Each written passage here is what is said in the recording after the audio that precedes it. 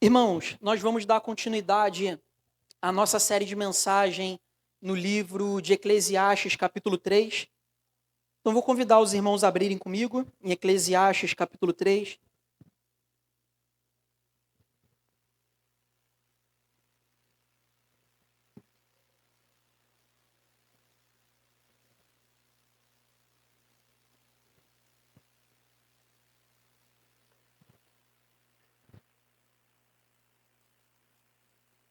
Eclesiastes, capítulo 3, a gente vai fazer a leitura dos versos 6 a 8.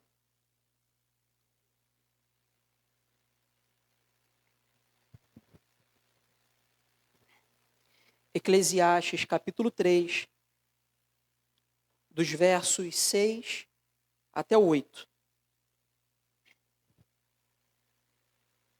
Todos acharam? Amém ou não amém? E o texto diz o seguinte: tempo de procurar e tempo de desistir, tempo de guardar e tempo de jogar fora, tempo de rasgar e tempo de costurar, tempo de calar e tempo de falar, tempo de amar e tempo de odiar, tempo de lutar e tempo de viver em paz. Vamos orar mais uma vez, irmãos? Senhor Jesus, nos ajuda, Pai, nessa noite na compreensão da Tua palavra. Transforma as nossas vidas essa noite, Pai, pela observação do Teu Evangelho, Pai. Nos ajuda, Senhor. Nós somos completamente dependentes, Pai, da ação do Teu Santo Espírito sobre as nossas vidas, Pai. Então nos ajuda nessa noite. Nós queremos declarar que o Senhor é a pessoa mais importante aqui entre nós, Senhor. Então glorifica o Teu nome. Amém. Amém. Irmãos, ao longo dessa série de mensagem, a gente tem percebido o valor do tempo e do propósito de Deus para cada estação da nossa vida. A gente tem percebido que a nossa noção de tempo, ela é impactada. A gente tem percebido que também é impactada a nossa noção a respeito dos problemas e das circunstâncias da vida, das nossas emoções e também de forma direta, as nossas relações, elas também são impactadas. E é essa ênfase especial que eu vou querer dar essa noite aqui nesse sermão. O tema do nosso sermão se chama Redimindo os Nossos Relacionamentos. Amém, irmãos? A gente vai tratar sobre uma gama de relacionamentos que a gente pode ter na nossa vida. Por isso o tema é Redimindo os Nossos Relacionamentos. O teólogo D.A. Carson, ele afirma que dos versos 6 ao 8 de Eclesiastes, no capítulo 3, existem 3 tipos de relacionamento que são estabelecidos aqui. Em primeiro lugar, um relacionamento que a gente estabelece com as nossas posses, com as nossas aspirações, com as nossas ambições pessoais. Em segundo lugar, a gente percebe o relacionamento que a gente estabelece com o luto, com a tristeza, com o arrependimento. E por último, o relacionamento que a gente estabelece nas nossas interações relacionais, né? Nas nossas interações com as pessoas, nas nossas interações interpessoais. Então, no primeiro ponto que a gente vai tratar aqui, a gente vai falar sobre a necessidade de redimirmos as nossas relações com as nossas ambições pessoais. Redimindo a nossa relação com as nossas ambições pessoais. E a gente vai tratar aqui especificamente do verso 6, num primeiro momento. O texto diz que existe tempo para procurar e tempo de desistir. Tempo de guardar e tempo de jogar fora. E quando a gente olha para esse par de características, a gente percebe uma certa relação. Porque em ambas, a gente percebe a relação que a gente estabelece com as nossas posses, com a nossa necessidade de obter determinadas coisas que fazem parte das nossas aspirações, dos nossos desejos. Só que existe uma diferença. Quando a gente procura, a gente deseja obter esse algo, né? E quando a gente desiste de obter essa determinada realidade. Agora, no outro par de características, a gente fala de uma posse que pertence a gente. É tempo de guardar aquilo que pertence a gente ou de jogar fora aquilo que pertence a gente. Ou seja, existe uma relação nesses dois pares de características, só que um fala da obtenção desse algo, dessa aspiração, desse desejo, dessa ambição pessoal, e o outro fala da nossa relação com as nossas posses, com aquilo que a gente guarda ou deixa de guardar. Mas para a gente falar dessa relação existente, primeiro a gente precisa entender o que o texto quer dizer quando ele fala de procurar. O que o texto ele quer dizer quando ele fala sobre desistir. Procurar aqui, irmãos, está falando de um esforço, de uma necessidade, de uma prioridade que leva a gente a procurar alguma coisa. Então o texto ele não está falando de um tipo de procura que a gente tem quando a gente quer procurar um biscoito na despensa. Né? Não está falando de uma procura que a gente estabelece quando a gente vai ver a lista de restaurantes no iFood. Né? Está falando aqui de uma procura que tem a ver com a obtenção de uma aspiração importante. Por isso ela demanda da gente esforço, demanda da gente força, coragem, intrepidez, para que de fato a gente possa conseguir a obtenção desse algo. Né? E quando o texto ele fala de desistir, ele está falando que a gente esgotou as possibilidades. Já não existe mais qualquer tipo de possibilidade que faça a gente, ainda que se esforçando, conseguir obter essa coisa. Então, de forma madura, nós entendemos, cara, cessaram as circunstâncias.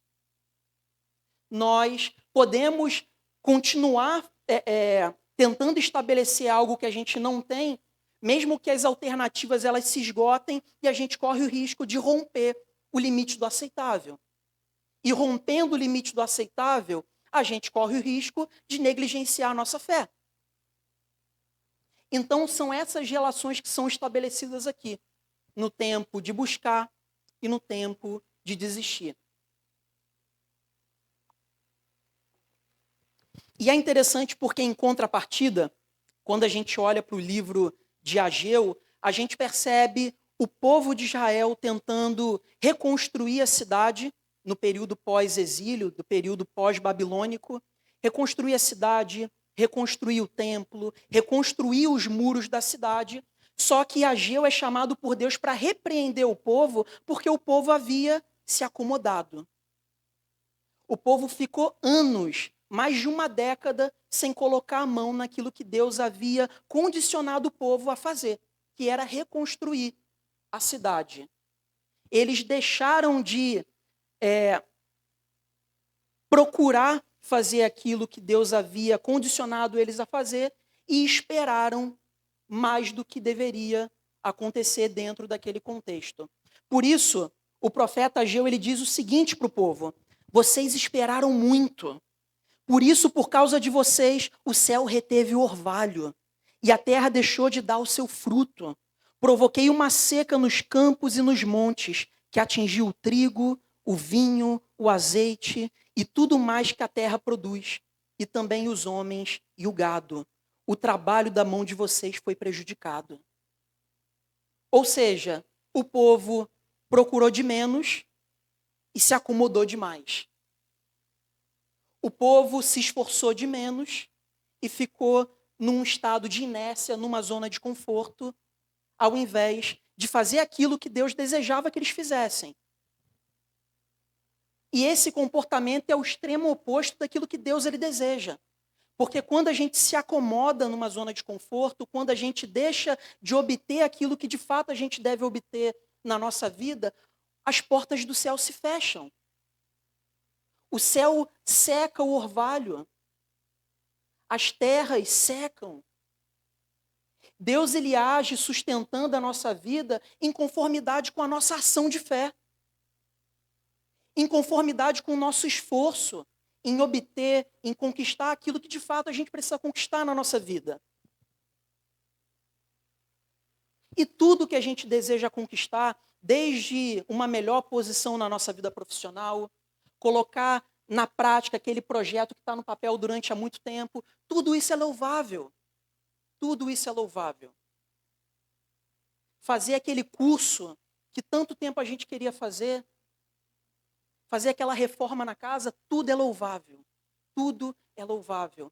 Só que Deus, ele repreende o nosso estado de inércia e a nossa preguiça espiritual. A nossa preguiça diante da realidade da vida. O texto fala que no lugar de dar um passo de fé em direção àquilo que Deus tinha para eles, eles esperaram e se acomodaram na ideia e na desculpa de que eles só iam trabalhar quando Deus enviasse alguma coisa. E às vezes é assim com a gente. A gente, sob a desculpa de que a gente está esperando Deus fazer alguma coisa, a gente fica parado. Mas enquanto a gente espera Deus, ele seca o orvalho do céu. Deus, ele fecha as portas do céu. Por isso que desistir aqui não tem a ver com negligência. Desistir aqui não tem a ver com inconsistência da nossa parte em o tempo todo mudar de ideia. Desistir aqui também não tem a ver com aquilo que é conveniente para a gente, que foi o caso do povo de Israel.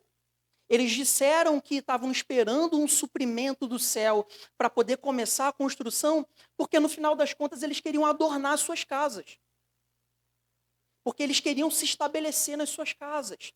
E abandonaram aquilo que Deus havia pedido para eles buscarem, procurarem. Desistir dentro desse contexto, irmãos, é perceber que não há mais nada para ser feito. A gente quer aquela promoção dentro do nosso trabalho e todas as alternativas cessaram, pelo menos por hora. Mas aí a gente rompe o limite do aceitável e dá aquele jeitinho brasileiro que o Arthur sempre fala aqui, né? Porque a gente deixou de compreender que era tempo de desistir, pelo menos por hora.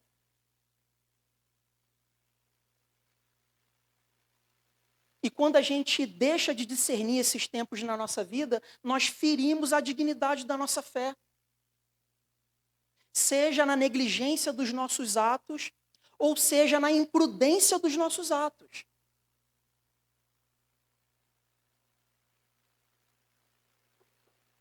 E essa mesma relação ela é estabelecida no ato de guardar ou jogar fora as nossas posses. Tudo aquilo que fere a nossa dignidade como cristão, como alguém que teme ao Senhor, deve ser extirpado da nossa vida. E não tem como a gente falar de jogar fora e de guardar sem falar do espírito do nosso tempo. Hoje a gente vive num tempo de retenção em massa. Tudo é reter. Retém, retém, retém, retém mais. Dinheiro, bens materiais, reconhecimento, fama. É retenção em massa. Na mesma medida que a gente torna descartável aquilo que a gente não deveria tornar descartável. No ato de reter, nós descartamos a nossa família. No ato de reter, nós descartamos o nosso filho, a nossa esposa. Nós descartamos a nossa fé, a igreja. Tudo isso porque, no espírito do nosso tempo, a ambição de reter é muito mais forte do que considerar importante as relações que a gente estabelece na nossa vida. E o grande problema aqui, irmãos, não é guardar as nossas posses, fazer um pé de meia. Não tem problema nenhum isso, tá, irmãos? Guardar aquilo que é essencial para a gente.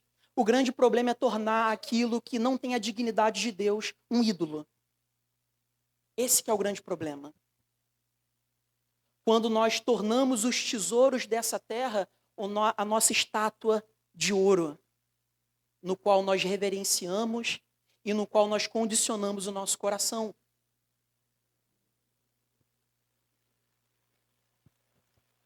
É interessante porque no Mar da Galileia, depois de uma pesca frustrada, Pedro está ali sentado no marquinho dele, triste porque não havia pego nenhum peixe. Obrigado, meu amor. O que é isso? Ele está ali desolado porque não havia pego nada, então Jesus entra no barco. E ele entra no barco e resolve o problema de Pedro e enche o barco dele de peixe. Enche o barco dele de peixe. Ao ponto do barco começar a afundar, tamanho peso daquela quantidade de peixe. Só que quando Jesus ele entra no barco, aquilo que era lucro para Pedro passou a ser nada. E ele larga aquela quantidade de peixes enormes para seguir Jesus. A grande realidade, irmãos, é que, apesar da gente não estar pregando aqui que guardar seja um pecado nas nossas vidas, se a gente não está disposto a jogar fora aquilo que é valioso para a gente também não vai estar preparado para seguir Jesus no caminho da vida.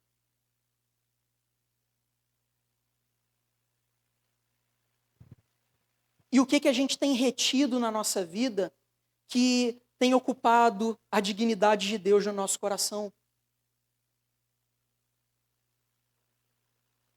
O que a gente tem guardado com unhas e dentes?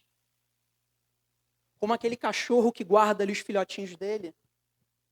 O que a gente tem retido nas nossas vidas ao ponto de impactar na nossa relação com Deus? Por isso, irmãos, nós discernimos o tempo de guardar e jogar fora na relação que nós temos com a nossa ética e com a nossa fé.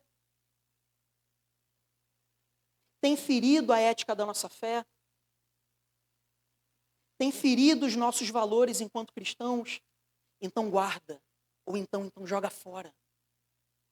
Amém, irmãos?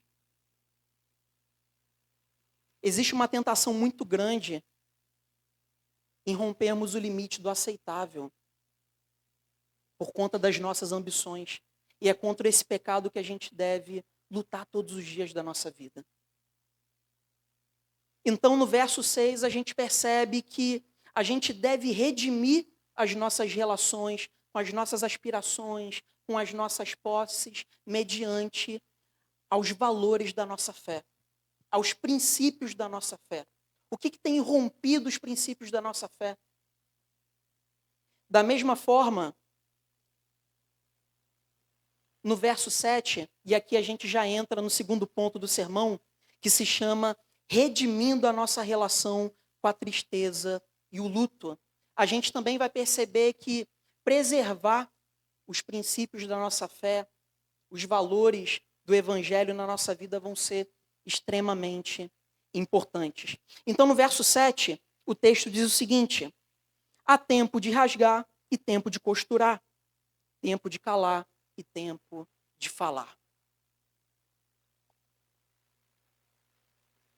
Mais uma vez, irmãos, antes da gente estabelecer a relação que existe entre esses dois pares de características, a gente tem que entender primeiro o que significa rasgar aqui. O que significa costurar. E dentro da cultura judaica de Israel daquele tempo antigo, rasgar significava luto. Quando alguém estava enlutado, quando alguém estava triste, quando alguém estava destroçado com o seu pecado e passando por um processo de arrependimento, ele rasgava as suas vestes. E ficava enlutado. E o tempo de costurar é o tempo em que a gente passa a ver a vida com outro contraste de cor, a gente começa a sair do processo de luta, então a gente vai costurando as nossas feridas. E a relação que existe entre o outro par de características é exatamente essa. Todo mundo que passa por um processo de luto, ele se cala. Todo mundo que passa por um processo de reconstrução, de pegar a linha, de pegar o alfinete e reconstruir ali o seu luto, ele precisa voltar a se comunicar com a vida. Ele precisa falar. Ele precisa se expressar como resultado do processo dele de término de luto. Pelo menos não inteiramente, mas o processo de retomar a vida. Então, basicamente, essa é a relação que existe entre esses dois pares de características. Agora, a pergunta que a gente deve se fazer nesse texto para poder entender o que esse texto está querendo passar para a gente é o porquê do luto ele provocar na gente um processo de nos calar, de nos aquietar. Ele provoca isso porque a tendência do luto é fazer com que a gente seja mais introspectivo. A gente fica mais introspectivo, a gente olha mais para dentro, para as nossas dores, para as questões que surgem, para os sentimentos que são nutridos. Então a gente olha para dentro. A gente começa a olhar o estado do nosso coração e da nossa alma. E é isso que acontece com Davi no Salmo 42. No Salmo 42 ele está escondido, porque Saul tentava matar Davi, então Davi fugiu, se escondeu, mas ele não estava desolado e triste porque Saul estava querendo matar Davi. Ele estava triste porque não podia cultuar o Senhor no templo, junto da congregação. Então ele fala: Senhor, até quando eu vou ficar longe do templo? Até quando eu vou ficar longe da congregação de Israel? O meu luto vai ser me alimentar das minhas lágrimas dia e noite. Tamanho sofrimento de Davi. Até que Davi, no momento de introspecção, nesse luto, nesse sofrimento, ele diz o seguinte: por que está abatida, ó minha alma? Por que te perturbas dentro de mim? Ele está enlutado, ele está sofrendo, e ele começa a olhar para dentro e perceber: por que te abates, ó minha alma? Por que te perturbas dentro de mim? E a grande realidade, irmãos, é que quanto mais rápido nós entendemos que o processo do luto, ele é um processo de introspecção, de reconhecimento, de identificação das nossas questões mais íntimas da alma, mais rápido nós também percebemos e nos tornamos aptos para colocar todas essas questões diante do Senhor. Eu lembro que quem caminha comigo há um pouco mais de tempo sabe que em menos de 2 anos eu perdi meu pai e minha mãe. Eu perdi minha mãe no ano de 2021 e perdi meu pai no ano de 2022. Num curto espaço de tempo de menos de 2 anos. E foi um tempo muito difícil, irmãos. Foi um tempo extremamente complicado porque muitos sentimentos começaram a ser nutridos no meu coração. Sentimentos negativos, sentimentos positivos, sentimentos ruins. Perguntas começaram a ser levantadas no meu coração, questionamentos.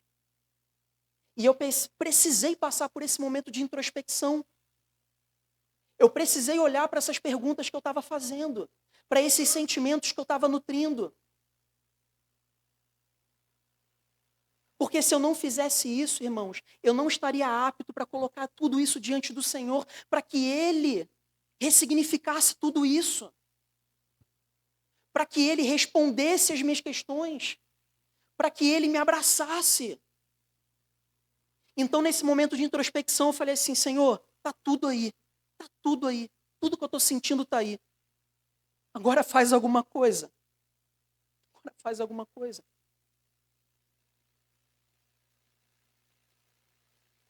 E Deus, Ele ressignificou as minhas questões, ressignificou os meus sentimentos. Porque, como Davi, eu perguntei para minha alma: por que te abates? Por que te abates, ó minha alma? C.S. Lewis, ele tem uma frase muito interessante sobre o luto que diz o seguinte: as únicas coisas que podemos conservar são aquelas que entregamos para Deus. As únicas coisas que podemos conservar são aquelas que entregamos para Deus. Ou seja, nós somos tratados por Deus na medida em que nós entregamos as nossas questões e os nossos problemas para Deus. E somos abraçados pela sua graça. E somos abraçados pelo teu favor, pelo teu amor. Aquele amor que o apóstolo Paulo diz que a gente não tem dimensão da profundidade, da largura, do comprimento de um amor que é poderoso. Mas é esse amor que está disponível para a gente no momento do luto. Mas a gente precisa passar pelo processo e por essa empreitada corajosa de olhar para dentro e perceber o que está pegando. Quais são os sentimentos? Quais são as questões? Por isso, depois que Davi fala, por que te aquieta minha alma? Por que te perturbas dentro de mim? Ele continua, põe a sua esperança em Deus. Pois ainda o louvarei, Ele é o meu Salvador. No momento de introspecção, Davi, ele percebe que a alma dele está abatida, mas ele mesmo identifica para sua alma que a sua esperança está no Senhor, que Deus é a sua salvação, que Deus é a sua força. Somente assim, irmãos, nós podemos passar pelo processo de costurar as nossas feridas. Somente assim a gente se torna apto para pegar a linha e o alfinete para costurar o nosso luto e voltar a se expressar para a vida e voltar a se comunicar para a realidade. Amém, irmãos? Por fim, no terceiro ponto, a gente vai falar sobre a necessidade que nós temos de redimir as nossas relações com o próximo. Redimindo as nossas relações com o próximo. O verso 8 diz o seguinte: há tempo de amar e tempo de odiar. Tempo de lutar e tempo de viver em paz. É interessante porque no primeiro par de características aqui, a gente percebe dois sentimentos que fazem parte da nossa experiência pessoal: amar e odiar. E no outro par de características, tempo de lutar e tempo de viver em paz, a gente está falando aqui de experiências sociais, na forma como a gente se comunica com o próximo, com o outro. E da mesma forma como a gente fez em todos os pontos, antes da gente estabelecer aqui a relação entre esses dois pares de características, a gente vai entender o que é tempo de amar e tempo de odiar. E eu acredito que os irmãos não devem ter dificuldade em entender o que é tempo de amar, mas tempo de odiar, todo mundo deve estar pensando assim, caramba, o que é tempo de odiar? Né? Essa expressão hebraica ela serve para traduzir vários tipos de forma de odiar. Né? Esse termo ele é usado, por exemplo, para poder mostrar o tipo de hostilidade que a gente tem pelo outro. Esse termo ele também é usado para poder falar um tipo de má vontade que a gente tem com o outro por conta de um rancor que a gente acaba nutrindo. Mas esse termo ele também é usado para poder falar sobre um tipo de desagrado que a gente tem. Um tipo de inconformismo. E para o contexto de Eclesiastes e para o contexto da Bíblia de uma forma geral, esse é o tipo de expressão que o autor de Eclesiastes ele quer usar quando ele fala de odiar. Ele está falando aqui de um desagrado, de um inconformismo. Desagrado com o quê? Desagrado com o pecado. Inconformismo com o quê? Com a frieza geral desse mundo. Por isso, essa mesma expressão que é usada em Eclesiastes também é usada em Provérbios capítulo 6, verso 16 ao 19, depois os irmãos podem dar uma olhada, e o texto diz o seguinte: há 7 coisas que Deus odeia. Sim, há 7 coisas detestáveis para a sua alma: olhos altivos, língua falsa e mãos que derramam sangue inocente. O coração que projeta astúcias prejudiciais, pés que se apressam a correr para a maldade, a testemunha falsa que profere mentiras e todo aquele que cria contendas entre os irmãos. Essas são as 7 coisas que Deus odeia. E como povo de Deus, nós somos a expressão desse inconformismo de Deus em relação ao pecado na vida do povo de Deus, no mundo. É esse o sentido de inconformismo, de desagrado, que o texto fala quando ele afirma que há tempo de odiar. Mas como nós equilibramos aqui a ideia de que a gente tem tempo para odiar e tempo para amar? Eu vou usar mais um texto aqui que fala um pouco sobre essa realidade em Judas, capítulo 1, verso 22, que diz o seguinte: tenha compaixão daqueles que duvidam. A outros ainda mostrem misericórdia com temor, odiando até a roupa contaminada pela carne. Em outras palavras, o que o texto está dizendo aqui é o seguinte: tenha compaixão, ame, Haja de misericórdia com aqueles que duvidam da verdade, mas faça isso com o temor do Senhor, odiando até a roupa contaminada pela carne. Ou seja, em outras palavras, o que o texto está dizendo aqui é o seguinte: nós somos chamados sim a amar, a agir de misericórdia, de compaixão com a humanidade, mas isso não nos dá o direito de sermos cegos para o pecado do mundo. Por isso que há tempo para amar e tempo para odiar. Nós amamos o perdido, mas odiamos o pecado. É por isso que o texto de Provérbios também afirma que o temor do Senhor é o princípio da sabedoria.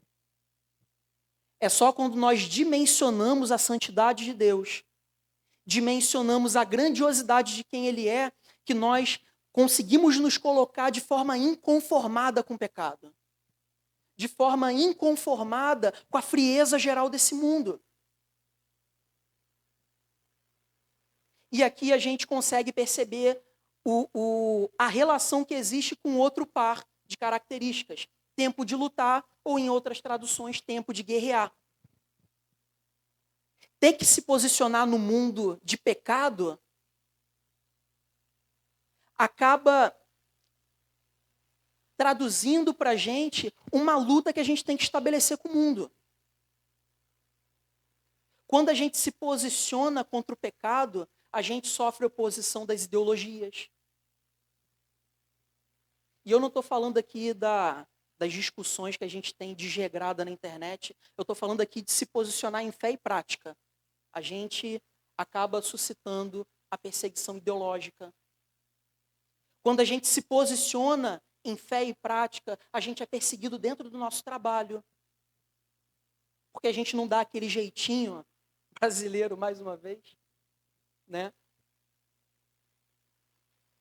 Quando a gente se posiciona contra o pecado, nós suscitamos a oposição do mundo, porque os valores que nós cremos, eles são totalmente inversos aos valores do mundo. Então há tempo de odiar e tempo de guerrear. Por isso que Jesus ele afirma que não veio para trazer paz, mas a espada. E essa espada é a verdade do reino de Deus, é o evangelho do reino. E nós guerreamos contra o mundo na medida em que nós mantemos essa espada erguida do evangelho nas nossas vidas. Amém, irmãos?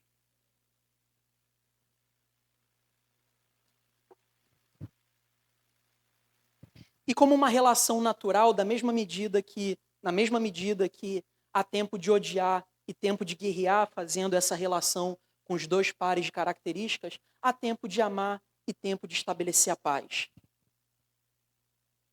Em outras palavras, o nosso esforço de amar o próximo é a substância da paz de Cristo na humanidade.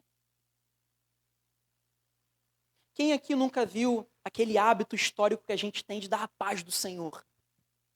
A gente dá a paz do Senhor para todo mundo. Na realidade mais cotidiana, mais simples do dia a dia, está passando ali na padaria, dá a paz. Você está passando ali, a paz do Senhor. E da mesma forma que essas ações cotidianas e habituais da vida da igreja, elas são uma realidade para a gente, o nosso esforço em amar o próximo também é uma realidade cotidiana. Nós amamos no cotidiano e nas situações invisíveis do dia a dia e promovemos a paz de Cristo na humanidade. Tão cotidiano como dar a paz do Senhor para alguém. Nós promovemos a paz na humanidade quando, em amor, a gente percebe que aquele irmão não está bem. Então, insistentemente, você vai e se disponibiliza para ajudar ele. A gente promove a paz de Cristo amando no cotidiano quando a gente vai comprar aquele pão e a gente percebe que aquela senhora que não tem muita facilidade para se locomover, ela gosta daquele pãozinho de tarde, então você compra e leva para ela. Ou então aquela irmãzinha que faz aquele bolo gostoso de cenoura e ela lembra que tem aquela pessoa especial da igreja que gosta, então ela pega lá e leva.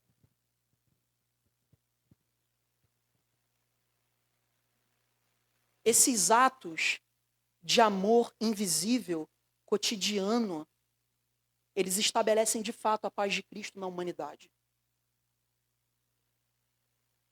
E revelam para a humanidade o porquê que nós vivemos em paz num mundo tão turbulento e cheio de variáveis como o nosso.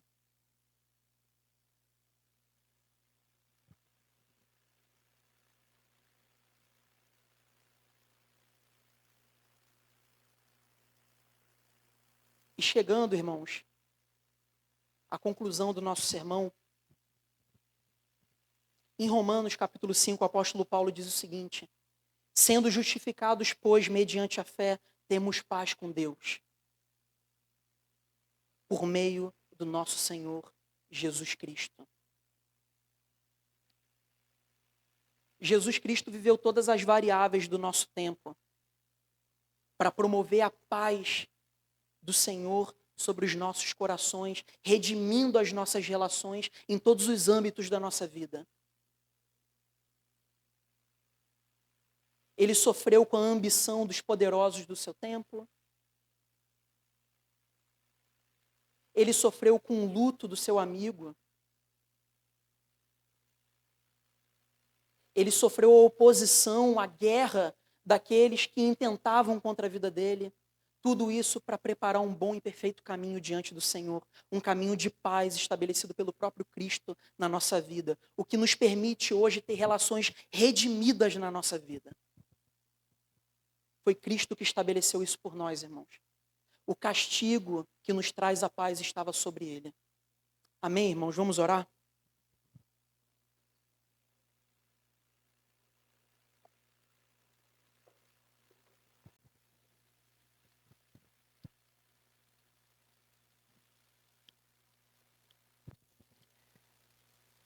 Senhor Jesus, nessa noite, Pai, como igreja, nós queremos entregar, Pai, as nossas relações diante do Senhor, Pai.